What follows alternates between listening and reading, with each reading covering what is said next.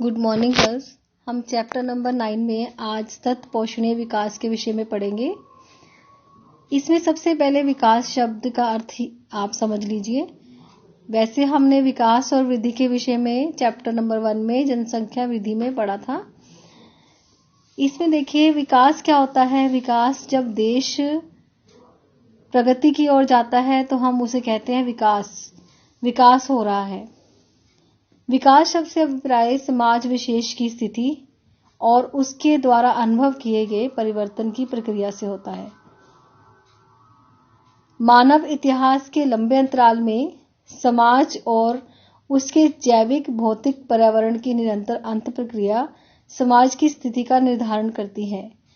मनुष्य में प्रौद्योगिकी के विकास के कारण जो चेंजेस आते हैं, समाज में वो चेंजेस लेकर आता है, उसे हम विकास कहते हैं। मानव और पर्यावरण अंतर क्रिया की प्रक्रियाएं इस बात पर निर्भर करती है कि समाज में किस तरह की प्रौद्योगिकी विकसित की है और किस प्रकार की संस्थाओं का पोषण किया है। प्रौद्योगिकी और संस्थाओं ने मानव पर्यावरण अंतर क्रिया को गति प्रदान की है। अगर कहीं पर तकनीकी विकास होता है, मनुष्य को प्रौद्योगिकी का विकास करना आता है, उसके द्वारा मानव और पर्यावरण की जो अंतर क्रियाएं होती हैं उन्हें गति प्रदान की जाती है। इससे पैदा हुए संवेग से क्या होता है, प्रौद्योगिकी का स्तर ऊंचा उठ जाता है। जब अंतर क्रियाएं को गति प्रदान की जाती है तो उसके बाद उसका स्तर ऊंचा उठ जाता है। अनेक संस्थाओं का निर्माण और रूपांतरण किया है। जितना भी प्रौद्योगिकी का स्तर ऊंचा होता है उतना ही संस्थाओं का भी निर्माण होता है, उनमें चेंजेस आते हैं। अतः विकास एक बहुआयामी संकल्पना है और इससे अर्थव्यवस्था और समाज तथा पर्यावरण में सकारात्मक अनुक्रमिक परिवर्तन होता है। विकास की संकल्पना गतिक है क्योंकि विकास का मतलब क्या होता है कि आगे की ओर बढ़ रहे हैं।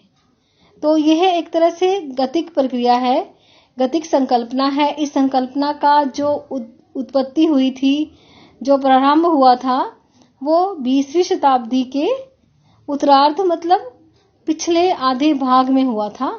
जब 20वीं शताब्दी का आधा भाग निकल चुका था, उसके बाद इस संकल्पना का आरंभ हुआ था, तब इसकी उत्पत्ति हुई थी। द्वितीय विश्व युद्ध के उपरांत विकास की संकल्पना आर्थिक वृद्धि के प्राय थी। यानी आर्थिक वृद्धि जो हो रही है, आर्थिक वृद्धि मतलब देश में उद्योग हैं, उद्योग लग रहे हैं या व्यापारिक फसलें उगाई जा रही हैं। अगर ये सब कुछ हो रहा है तो उसे कहा जाता था कि विकास हो गया।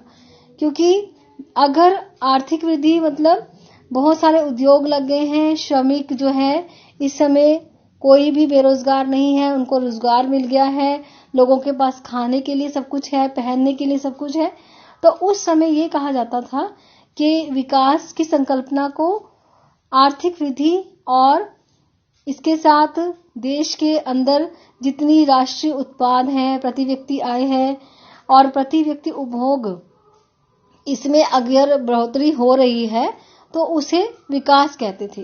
अब आप समझ चुके होंगे कि विकास क्या होता है।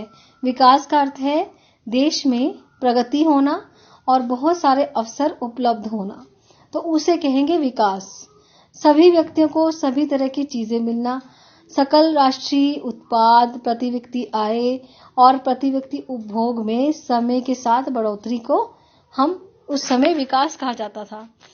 परंतु अधिक आर्थिक वृद्धि वाले देशों में भी असमान वितरण के कारण गरीबी का स्तर बहुत तेजी से बढ़ गया। क्योंकि जैसे जैसे आर्थिक वृद्धि हुई, उद्योग लगे, तो आपको पता ही है उस समय क्या था, आर्थिक वृद्धि तो हो गई लेकिन उस समय श्रमिकों का शोषण बढ़ गया। श्रमिकों से बहुत सारा कार्य लिए जाने लगा। उनको जो भी वेतन मिलता था वो सिर्फ इतना होता था कि एक व्यक्ति निर्वाह कर सके और बाकी सारे व्यक्ति, उसके घर के जितने भी मेंबर थे, वो उसमें गुजारा नहीं कर पाते थे। तो काफी लोग जो है भूखे रहते थे, बीमार रहते थे।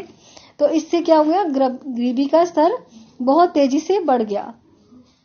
अतः 1970 के दशक में पुनर्वितरण के साथ वृद्धि और वृद्धि समानता जैसे वाक्यांश विकास की परिभाषा में शामिल किए जाने लगे। सबसे पहले विकास को सिर्फ आर्थिक वृद्धि के रूप में माना जाता था कि आर्थिक वृद्धि हो रही है तो इसका मतलब विकास हो रहा है। लेकिन 1970 के बाद क्या हुआ, फिर विकास को वृद्धि और समानता के साथ परिभाषित किया जाने लगा।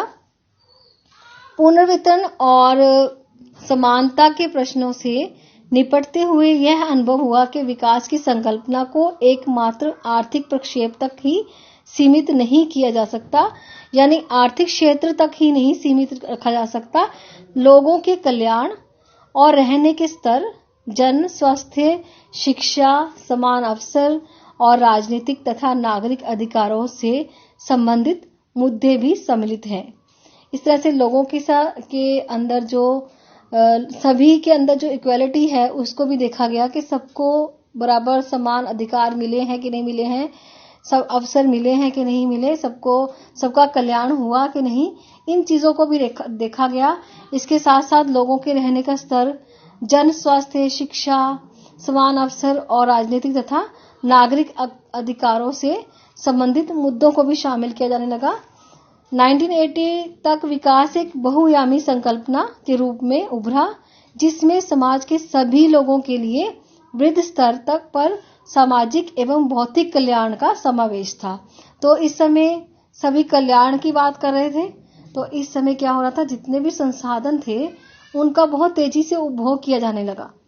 1960 के दशक के अंत में पश्चिमी दुनिया में पर्यावरण संबंधी मुद्दों पर बढ़ती जनसंख्या के सामान्य वृद्धि के कारण सतत पोषणीय जो धारणा का विकास हुआ, जैसे मैं आपको बता रही हूँ, इतना कल्याण भी किया जाने लगा। और इसके बाद क्या हुआ, संसाधनों का दोहन बढ़ने लगा क्योंकि जनसंख्या में बढ़ोतरी हुई और जनसंख्या की बढ़ोतरी के कारण संसाधन कम पड़ने लगे।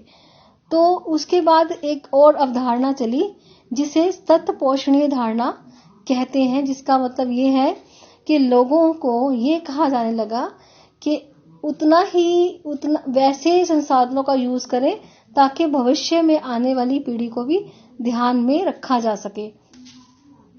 1960 के दशक के अंत में पश्चिमी दुनिया में पर्यावरण संबंधी मुद्दों पर बढ़ती जागरूकता की सामान्य वृद्धि के कारण सतत पोषणीय धारणा का विकास हुआ।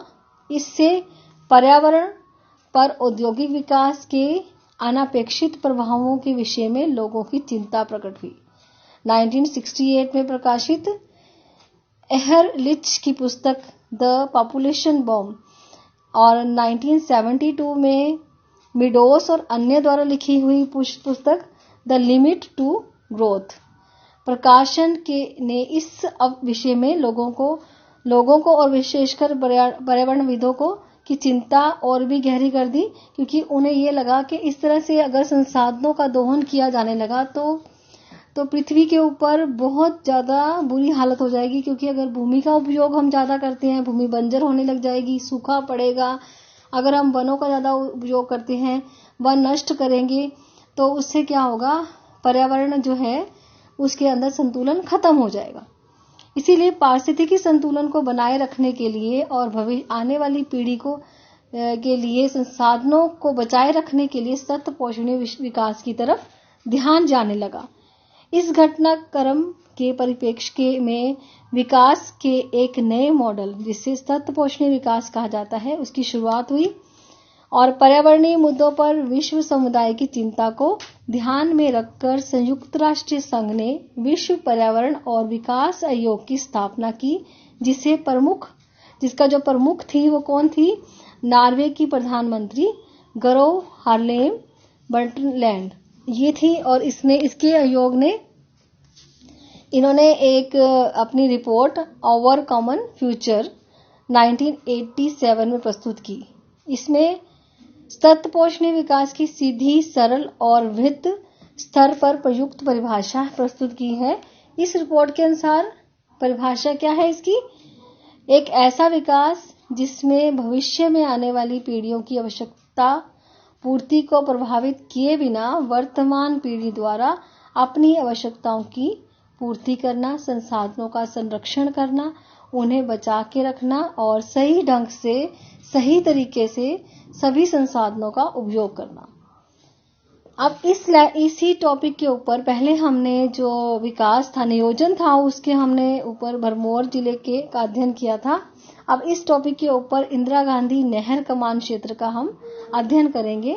यह नहर राजस्थान नहर के नाम से जानी जाती है और भारत में सबसे बड़े नहर तंत्रों में से एक है। 1948 में कंवर सेन द्वारा संकल्पित यह नहर परियोजना 31 मार्च 1958 को प्रारंभ हुई। यह नहर पंजाब के हरिके बांध से निकलती है, पंजाब से राजस्थान तक जाती है, राजस्थान के थार मरुस्थल तक, जहां पाकिस्तान की सीमा, वहां तक ये जाती है। इसकी लंबाई 9060 किलोमीटर और यह नहर 19.63 लाख हेक्टेयर कृषि योग्य कमान क्षेत्र में सिंचाई की सुविधा प्रदान करती है। कुल कमान क्षेत्र में से 70% क्षेत्र प्रवाह नहर तंत्रों और शेष क्षेत्र लिफ्ट तंत्र द्वारा किया जाएगा। नहर का निर्माण 2 चरणों में पूरा हुआ।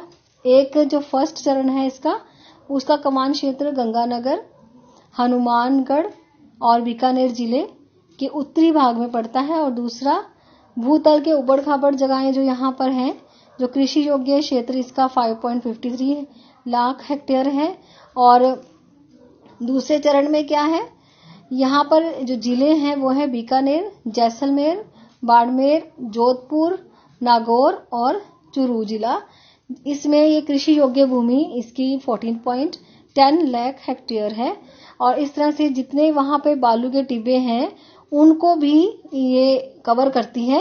ग्रीष्म ऋतु में यहाँ का तापमान 50 डिग्री सेल्सियस है और इस नहर का मुख्य उद्देश्य है वहां पर जहां सूखा पड़ता था, जहां पानी की सुविधाएं नहीं थी, वहां पानी उपलब्ध कराना और सिंचाई के साधन उपलब्ध कराना, जिसकी वजह से जहां पर मोटे अनाज जैसे बाजरा, जवार और चने वगैरह की कृषि की जाती थी, उसकी जगह पर अब गेहूं और चावल की कृषि भी की जाती है। इस नहर के जो उद्देश्य हैं उसके पारिस्थितिकी, अर्थव्यवस्था और समाज तीनों को ध्यान में रखकर किया गया है। पर्यावरणीय परिस्थितियों पर सकारात्मक और नकारात्मक दोनों प्रकार के प्रभाव पड़े हैं। यहाँ पर जो भूमि थी वहां पर पहले कृषि अच्छी नहीं होती थी, लेकिन जैसे ही इस नहर का को यहाँ तक लाया गया तब यहाँ पर कृषि की जाने लगी और हरी भरी हो गई यहाँ की भूमि। और यहाँ पर लेकिन जो वायु अपरदन होता था वो भी कम हो गया, नहरी तंत्र में बालू निक्षेप था वो भी खत्म हो गया। लेकिन इसमें एक नुकसान भी हुआ। नुकसान ये हुआ कि यहाँ पर जल भरवाव और मृदा लवणता दोनों तरह की पर्यावरणीय समस्याएं उत्पन्न हो गई। देखिए, इसमें सकारात्मक पॉजिटिव पॉइंट्स भी हैं जो कृषि में सहायक हैं और इसके अलावा नकारात्मक जो नेगेटिव पॉइंट्स हैं वो ये हैं कि यहाँ पर जल भराव होने लग गया, बहुत ज्यादा जल भर गया इधर और जो मिट्टी है उसमें लवणता बढ़ गई जो कृषि के लिए सहायक नहीं है। नहरी सिंचाई के प्रसार से इस प्रदेश में कृषि अर्थव्यवस्था प्रत्यक्ष में रूपांतरित हुई और यहाँ पर जहाँ पर पहले पुराने ढंग से चना, बाजरा और जवार उगाए जाते थे, वहां गेहूं, कपास, मूंगफली और चावल भी उगाए जाते हैं। ये इसके प्लस पॉइंट्स हैं।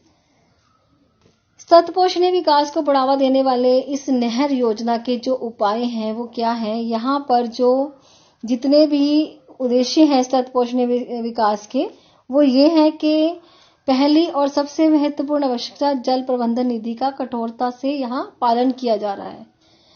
फसल रक्षण, सिंचाई और फसल उगाने, चारागाह विकास और विस्तारित सिंचाई का प्रबंध किया गया, जिससे सभी क्षेत्रों को अच्छे ढंग से सिंचाई मिल सके, क्योंकि इसमें विस्तारित यानी फैली हुई सिंचाई की जाने लगी और जो भी फसलें यहाँ पर पहले नहीं बोई जाती थी वो भी यहाँ पर बोई जाने लगी और किसानों का बागाती कृषि की अंतर्गत खट्टे फसलों की कृषि भी की जाने लगी और ये सारे इसके प्लस पॉइंट्स हैं। और पर्यावरण का भी ध्यान रखा जा रहा है यहाँ पर। लेकिन जैसे मैंने आपको बताया है कि भूमि के ऊपर जो नुकसान हो रहा है उसकी तरफ ज्यादा ध्यान रखना पड़ेगा। कमान क्षेत्र विकास कार्यक्रम में नालों को पक्का करना, भूमि विकास, समतलन और बारबंदी पद्धति, निकास के कमान क्षेत्र में नहर के जल का समान वितरण प्रभावी रूप से किया जाने लगा। बहते जल की क्षति मार्ग को कम किया जा सके। इस तरह से जहां जहां पानी नहीं पहुंच पाता था वहां पर क्या किया गया, नालों को पक्का कर दिया गया ताकि वहां से जो पानी इधर उधर फैलता था वो सही ढंग से एक ही मार्ग के ऊपर जाए और वहां तक पहुंचाया जा सके जहां इसकी जरूरत है। और इसके अलावा जो जलाक्रांत यानी मैंने आपको बताया था कि जल भराव हो रहा है और लवण से प्रभावित भूमि का पुनर्रुदापण किया गया, दोबारा से उसे ठीक किया गया। और वनीकरण, वृक्षों का रक्षण, मेखलाएं का निर्माण किया गया, चारागाह विकास की गई जिससे भूमि को नुकसान ना पहुंचाया जा सके। इसके अलावा परितंत्र विकास भी यहाँ पर किया गया। ये सब चीजों को देखा गया जब इस नहर को बनाया गया। इस प्रदेश में सामाजिक सत पोषण का लक्ष्य तभी हासिल किया जा सकता है यदि निर्धन आर्थिक स्थिति वाले भू-आवंटियों को कृषि के लिए पर्याप्त मात्रा में वित्तीय और संस्थागत सहायता उपलब्ध करवाई जाए। मात्र कृषि और पशुपालन के विकास से इस क्षेत्र में आर्थिक सत पोषण विकास की अवधारणा को साकार नहीं किया जा सकता। कृषि और इससे संबंधित क्रियाकलापों को अर्थव्यवस्था के अन्य सेक्टरों के साथ विकसित करना पड़ेगा। इनसे इस क्षेत्र में आर्थिक विविधीकरण होगा और मूल आबादी, गांवों, कृषि सेवा केंद्रों और विपणन केंद्रों के बीच प्रकार्यात्मक संबंध स्थापित होगा। इस तरह से ये देखिए, ये आपके पास यहाँ पर मैप भी है इसका, जिसमें सारा दिखाया गया है कि किस तरह से ये नहर पंजाब से लेकर राजस्थान तक ये पूरे क्षेत्र को सिंचित कर, जिसमें ये बीकानेर, चूरू, जैसलमेर, ये सारे इसके जिले आते हैं राजस्थान के। और यहाँ पर गांधीनगर भी है, ये पंजाब यहाँ पर शो हुआ है। तो आपको ये मैप भी बनाना आना चाहिए इसका। अगर आपको इंदिरा गांधी नहर के परियोजना के बारे में पूछा जाए तो आपको ये पूरा मैप बनाना पड़ेगा और पूरा डिस्कस करना पड़ेगा कि इसके साथ क्या क्या चेंजेस आए और कितने प्लस और कितने नेगेटिव पॉइंट्स हैं इसके, वो भी लिखने पड़ेंगे। तो इसे बहुत अच्छे ढंग से इसे समझना और इसके मैप की भी तैयारी करना। इसमें कोई प्रॉब्लम आती है, कहीं कुछ नहीं समझ आता, तो इसको आप पूछ सकते हैं। Thank you.